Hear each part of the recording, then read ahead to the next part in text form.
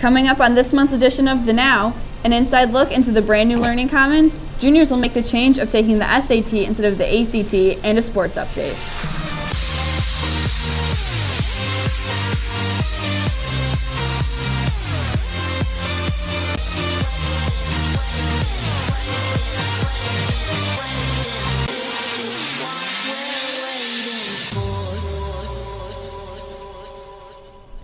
Good morning, Huskies, and welcome back to a brand new season of The Now. I'm Julia Shanahan. And I'm Alex Gray. With the new school year comes plenty of new changes, and none is more noticeable than the Learning Commons.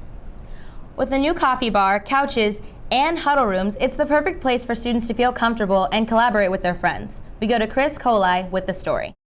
Towards the end of last school year, things were looking ominous in the Naperville North Library. Desktop computers were replaced with tables and chairs, followed by rumors that the library was soon to undergo a major transition. Then, in the late weeks of May, the doors closed and renovation finally began on the library. This August, students were finally introduced to the brand new Learning Commons. Let's take a look inside and see how things have changed. Perhaps the most noticeable change is the new widespread lounge space. Leather couches, tables, chairs, and booths take up most of the first floor. In the back are 5 glassed-in huddle rooms featuring 2 TV screens for Chromebook hookup. These rooms can be used for small group projects or individual work and operate on a first-come, first-served basis. Right next door is a larger collaboration space, which can be used for everything from large group projects to teaching lessons to meetings. On the far left is the new College and Career Center that used to be stationed in Student Services. A dedicated space for college information was an area Naperville North was lacking in for many years compared to local Naperville Central, who has had one since their recent renovation. And of course, there is the cafe, an area that is open both before school and during lunch periods. Coffee, tea, and hot chocolate can be acquired with the purchase of a $10 punch card that gives students 7 drinks. Principal Stephanie Posey was a big proponent in the creation of the Learning Commons and recognized the opportunity of the space in only her first year as principal. One of the things I noticed immediately when I came in is we had this large, beautiful space that students were just not making the most of. And one of the things that I really wanted to build out of this is the middle of the building. It's the hub of Naperville North High School, and I wanted to see it. One of the charges I gave the group that we were leading was that I wanted students in that space all day, every day. The quick turnaround time has seemed to have paid off as the Learning Commons are bustling both in the morning and in lunch periods. Lower Learning Commons Director Mark Scar is pleased with the response from the staff and students thus far. We really do have a crawl, walk, run philosophy for the entirety of this facility. By crawling, we want to keep a efficiently run Learning Commons, keep an efficiently run cafe, keep an efficiently run upper Learning Commons. After that, we can start the process of walking, which will allow us to add a little more complexity. We'll increase our offerings in the time that we're open in the cafe.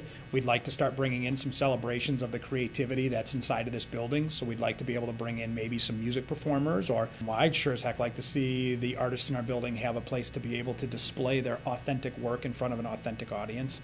And as we get to running, who knows? When we get to the running phase, I can only imagine the kinds of things that our students and staff are going to come up with as to how we can really use this space as a new way of being able to be an extension. The response to the Learning Commons has been overwhelmingly positive, and we are excited to see how it will fare as the year goes on. For the North Star, this has been Chris Colai. Thanks for watching. Thanks, Chris. The Commons might be the perfect place for students to study for the upcoming SAT. That's right. For many years, the ACT has been the main test for students who are getting ready to apply for college. Now, NNHS juniors will be taking the SAT this spring. We go to Jayla Butler for the story. When the state of Illinois solicited the ACT and SAT testing companies, the SAT underbid the ACT, meaning that they offered a lower price to the state. Now, this is the first year that all juniors at Naperville North will be taking the SAT. With no experience in this testing system and no older siblings or friends to turn to, it is vital that students become more educated on the SAT. We sat down with Mrs. Chapman, Assistant Principal of Curriculum and Instruction, in order to find out more about the SAT's scoring system. The SAT is very different scoring-wise from the ACT. The ACT was based on a 36 scale, so a 36 was a perfect score. The SAT is based on a 1600 scale. So 1600 is a perfect score. The SAT consists of both a reading section and a math section. The math section consists of 2 subsections, one with a calculator and the other without.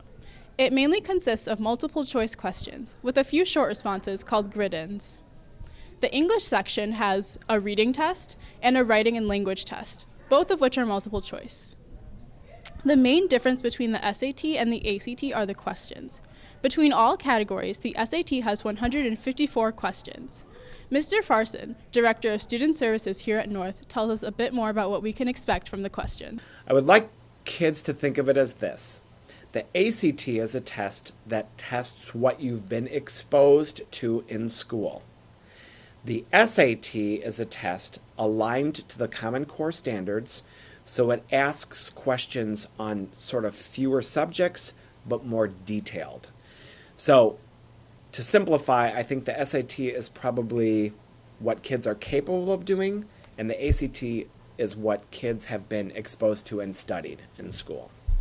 Tests like the ACT Explore and Plan have been provided to us throughout our educational careers to better prepare us for the ACT. This is why it is recommended that juniors take both the ACT and the SAT. Right now, we strongly recommend that students take both. The SAT will be administered in school to all juniors. The ACT, however, students will have to sign up for that by visiting www.actstudent.org and selecting a date to take that, and it's on a Saturday. Naperville North is actually hosting 2 of the ACT tests, one being December 10th and the other one being April 8th. Studies have shown that students perform better when testing in a familiar environment, so utilize the opportunities to take the SAT here at North. Students can also visit websites such as Khan Academy and the Student Services webpage in order to find important tools such as practice tests and more. From the North Star, this has been Jayla Butler. Now back to you guys. Thanks, Jayla. Hopefully our juniors will be able to adapt to this big change. And now a word from our student government. Do I have to do it in this costume? Yes, now action. Hi, I'm Peter Kaps, and I'm a member of your Naperville North student government. Tomorrow is our annual fall blood drive. Giving 1 hour of your time can save 3 lives. Talk to another student government representative for more info, and hope to see you tomorrow. Thanks, student government, for providing Huskies with a great opportunity to give to a good cause. Now, let's go to Maddie Krebs with the sports update. Thanks, Alex. What's up, Naperville North? Welcome to your monthly sports update. Varsity girls volleyball is looking very confident this season and is ready to do some damage. The team started off their year at the Wheaton Classic, placing 5th and having one of their best ever showings at the tournament. The team is working very well together, and all of their wins can definitely be considered team efforts. Their last 3 games in the regular season are at Naperville Central, at Waubonsee, and at home against Wheaton Warrenville South. Speaking of big statements, Naperville North officially clinched a playoff berth as they defeated Naperville Central 50-31 at the Crosstown Classic. It's the team's first crosstown victory since 2012. North's defense forced 2 fourth-quarter turnovers, and the offense capitalized on both possessions. Cross Robinson had 126 yards and 3 touchdowns, and Eric Wright had 166 yards and tacked on 3 scores of his own. Huskies look to continue their momentum at Waubonsee this Friday. That's all for sports. Back to you guys. And that's all for this month's edition of The Now. Be sure to follow the North Star on Instagram, Twitter, and Snapchat, and check out our new newsletter, The Little Dipper. From the North Star, this has been Julia Shanahan. And Alex Gray. Have a great day, Huskies, and we'll see you next month.